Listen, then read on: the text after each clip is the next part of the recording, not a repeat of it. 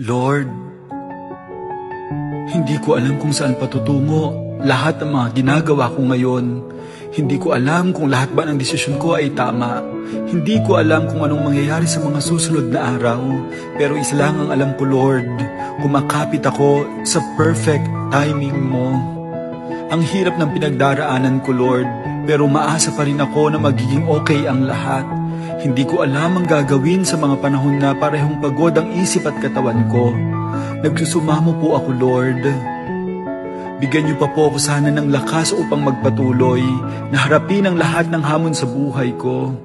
Bigyan niyo pa po ako ng tibay ng loob, ng positibong pananaw, ng pag-asa dahil alam ko, Lord, na ang lahat ng problema at paghihirap ko na ito ay matatapos rin at magkakaroon ng solusyon. Pero nakikiusap po ako, Lord, na huwag niyo pong pababayaan ang aking pamilya at mahal sa buhay.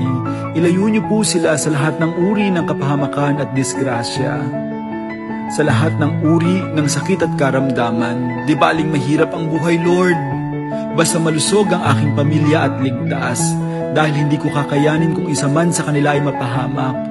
Basta masaya at wala silang karamdaman, masaya na rin po ako, Lord. At ito po isang bagay na dapat kong ipagpasalamat. Lord, nawa dinggin niyo po ang aking dasal at huwag po sana kayong magsasawang makinig sa akin, dahil ikaw lang po talaga ang pwede kong lapitan, ikaw lang po talaga ang pwedeng magbigay ng aking kahilingan, ikaw lang po ang aking pag-asa at ng aking pamilya. I surrender everything to you, Lord. In your name I pray. Amen.